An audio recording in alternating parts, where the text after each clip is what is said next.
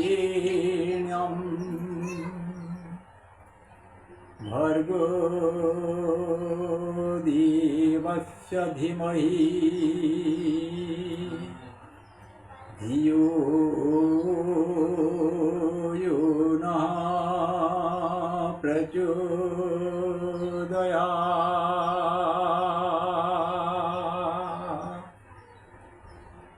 ॐ हिरण्यगर्भः समवर्तताग्नि भूतस्य जातः पतिरिक आसीत् सदाधारं पृथिवीं व्यामुतिमं तस्मै देवाय हविषा विधेम।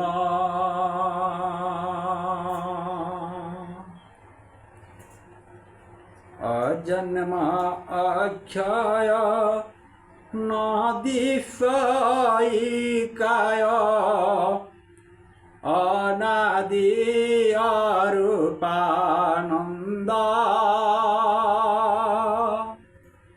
तारे जीव बोले चितारे मोहरा शून्यरे पातिछि फंदा ओजुनी अजाता अव्ययाच्युत अनाकार एक ब्रह्मा महिमा सागर बाना प्रकाशी च आदि अवधूता धर्मा प्रभु जे आख्याय अव्यय पुरुष क्षय बुद्धि नहीं किछि चारि जुग मध्ये एकांगा स्वरूपा जन्म मृत्यु कहीं अछि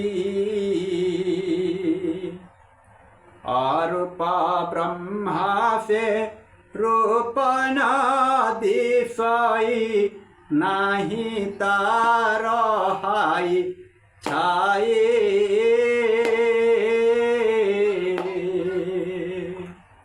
जन्म दिनारो इच्छारे बढ़ी थी आहार पानी न खाए पिता माता नहीं अजोनी संभूत नहीं रंग नाही राजा विद्या गंधा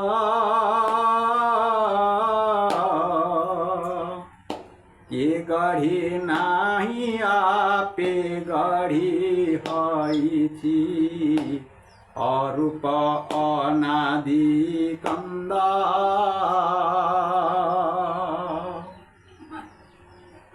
ओम शांति शांति शांति।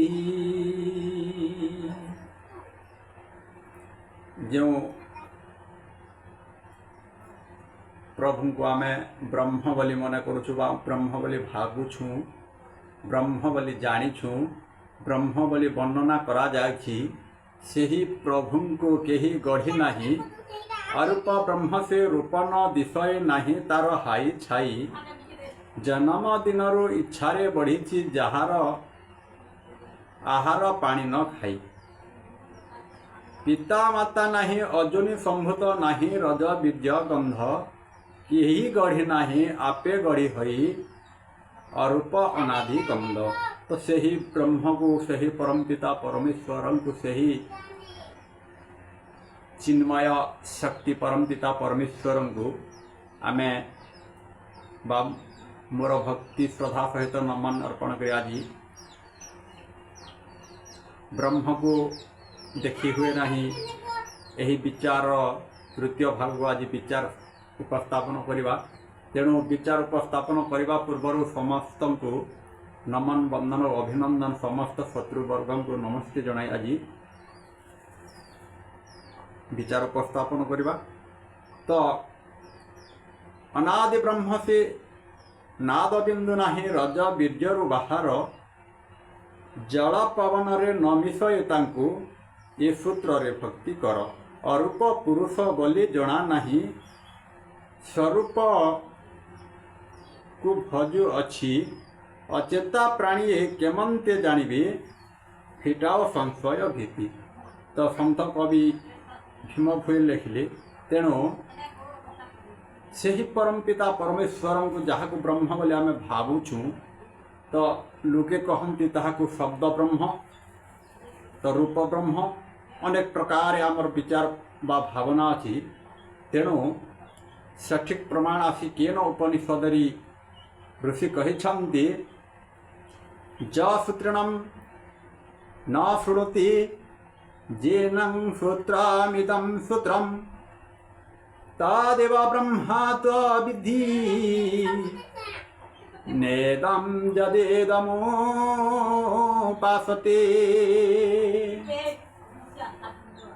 अर्थात ज सूत्रणं न शृणोति जो चिन्मय शक्ति कन्येन्द्रिय द्वारा श्रवण करते नाही। तो पुराणी बंधु मान बा समस्त भाई माने कहती शब्द ब्रह्म रूप ब्रह्म तो शब्द ब्रह्म बोली कहते रूप ब्रह्म बोली कहती। तो केन उपनिषद रे कहा जाय छी जहाँकर विधान और व्यवस्था रे कन्येन्द्रिय शुणिबा पाए योग्य होइछि बा शिष्य को कहती तुम्हें सही शक्ति को ही ब्रह्म मनरे ब्रह्म नाम रे जान। कन्न द्वारा शुणा जाउथिबा शब्द राजी जहाको साधारण लोक उपासना करती यह ब्रह्म नुहे। तेणु बंधु आमे विचार नेबा जहाको रूप ब्रह्म रस ब्रह्म शब्द ब्रह्म बोली कहूचु ताहा अनुचित। तेणु ब्रह्म कन्न द्वारा शुणती नाही शुणिबा निमंते ताकू कन्येन्द्रिय आवश्यकता पड़े नाही। आउ कौनसी व्यक्ति तांको कन्न द्वारा शुणी पारंती नाही। से अशब्द जीवर कन्येन्द्रिय ब्रह्मंकर आबद्ध तो कन्नरे आबद्ध रही शुणिबा पाई योग्य हुए। कन्न एते महत्वपूर्ण जी अनेक शब्द को ब्रह्म नाम रे जप करती मंत्रर उच्चारण ब्रह्म नुहंती। मंत्रर प्रतिपाद्य विषय को ग्रहण करिबा आउ ग्रहण करिबा द्वारा ब्रह्मानुभूति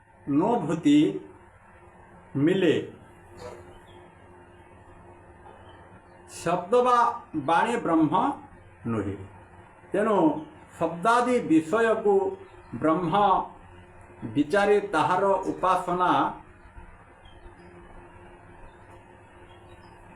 अविधेय ब्रह्म ही यथार्थ उपासनीय।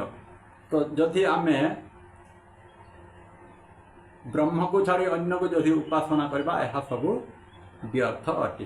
तेणु कहा जाइछि जत् प्राणिनं न प्राणीति जेनं प्राणः प्रणीयते तद्देव ब्रह्म त्वं विधि नेदं जादिदमुपासते।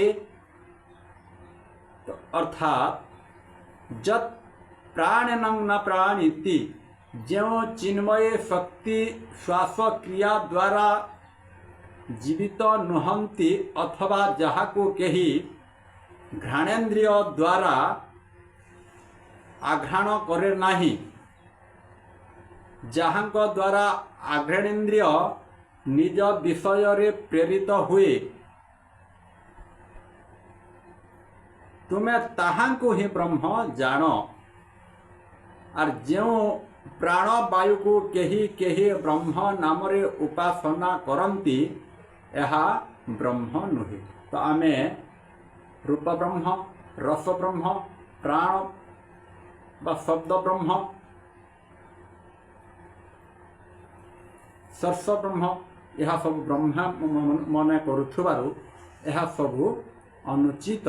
तो ब्रह्म वायु साहाय्य श्वास प्रश्वास क्रिया संपादन करती नहीं। तेणु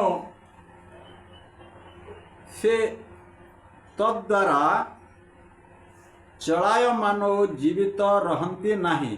वायु से ही विश्व प्राणंकर विधान रे देह मध्य आतजात हुए। अर्थात शास्त्र कहे वायु से ही विश्व प्राणर विधान रे देह मध्य आतजात हुए। जहाँ को आमे प्राण बा वायु कहूँ से ही वायु से ही परमेश्वर परम पितांकर आज्ञानुसार शरीर मध्य आतजात करे।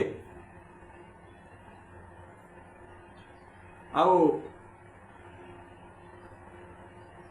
प्राणर से तांकर सहायतारे शक्ति लाभ करे। प्राणर गमनागमन जीवन मरणर सूचक अटे। जहाँ आसुछि जाउछि गमनागमन करुछि से हेउछि जीवर मरणर सूचक अटे। प्राणर एपरि महत्व हेतु केतेक व्यक्ति प्राण को ब्रह्म विचार करी उपासना करती। से ही प्राण वायु को केतेक व्यक्ति अछंती, केतेक पुराण बंधु मान अछंती, पुराणिक भाई मान ताहाको तो वायु को मध्य प्राण बा ब्रह्म बोली उपासना करती। परंतु प्राण ब्रह्म नुहे। तो महर्षि कहती, ऋषि कहती, उपनिषद रे कहती परमेश्वरंकर निर्देशानुसारी परंतु प्राण ब्रह्म नुहे। ब्रह्म ही प्रकृत पक्षरे उपासना निय।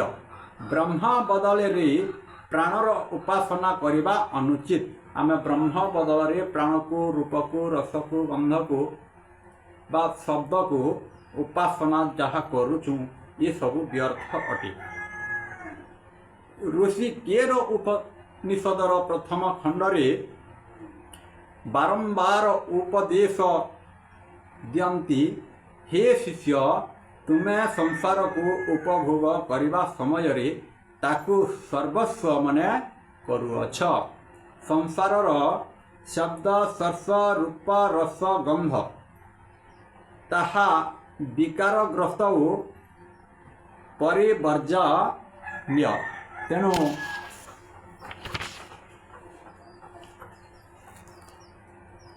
अद्वितीय विश्वव्यापी शक्ति द्वारा समग्र संसार रे अछि। सही शक्ति विधान अनुसार जीवर देहरे थिबा मन प्राण इंद्रिय गण निज निज कर्म करिबारे सक्षता बा क्षमता अर्जन करती तुमे से गुड़िकर उपासना कर नाही। ब्रह्म ही विश्वर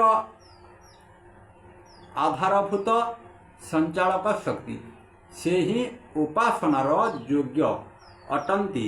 जो ब्रह्म को आमे ब्रह्म बोली भावु सी होती परमेश्वर से ही परमेश्वरंकर उपासना करवा ही आमर कर्तव्य।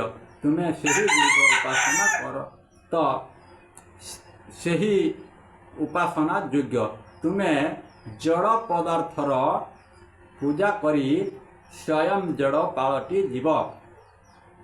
तो जहाँ आम शब्द स्पर्श रूप गंध बोलूँ ये होती परमेश्वरंकर आज्ञाकारी। यही शब्द ब्रह्म रूप ब्रह्म रस ब्रह्म स्पर्श ब्रह्म जहाँ को आम उपासना करुचु से ही होती जड़ पदार्थ।